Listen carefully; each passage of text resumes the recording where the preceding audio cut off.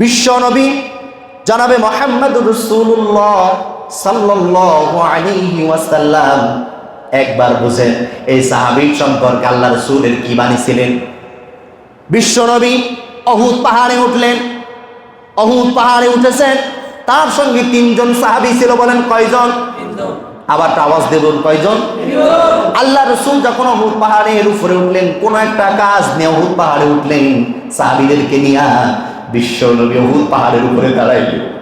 উহুদ পাহাড় থরথর করে কাঁপতেছে, থর থর করে কাঁপতেছে। হাদিস বর্ণনাকারী বললেন বিশ্ব নবী উহুদ পাহাড়ের উপরে পায়ের আঘাত দিয়া বললেন, ওগো উহুদ পাহাড়, তুমি কি জানো তোমার বুকের উপরে কে দাঁড়িয়ে আছে? ওগো উহুদ পাহাড়, বেয়াদবি করো না, তুমি কি জানো তোমার পাহাড়ের উপরে কে দাঁড়িয়ে আছে? উহুদ পাহাড় আঘাত দিয়া বললেন, তুমি থর থর করে আর কেঁপো না, তুমি জানো না তোমার বুকের উপরে বিশ্ব নবী এই বুকের উপরে দাঁড়িয়েছে। জোরে বলি সুবহানাল্লাহ।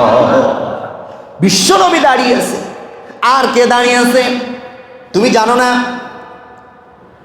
তোমার উপরে একজন সিদ্দিকীন দাঁড়িয়ে আছে, যিনি সত্যবাদী উপাধি পেয়েছেন।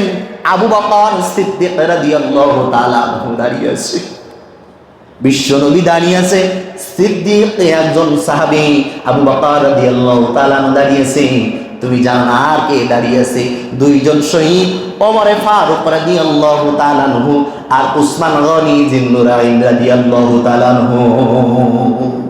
এই হাদিস থেকে বর্ণনা থেকে পাওয়া যায়, এই বর্ণনা থেকে পাওয়া যায় যে উসমান গনি জিন্নুরাইন রাদিয়াল্লাহু তাআলা আনহু একদিন না একদিন শাহাদাতের পেয়ালা পান করবে। এই হাদিস থেকে বর্ণনা হলো যে এই কথা বলতে যায় বললো যে ওমর ফারুক রাদিয়াল্লাহু তাআলা আনহু তিনি শাহাদাত বরণ করবেন এবং উসমান গনি জিন্নুরাইন রাদিয়াল্লাহু তাআলা আনহু তিনিও শাহাদাত বরণ করবেন। জোরে বলি সুবহানাল্লাহি ওয়া বিহামদিহি।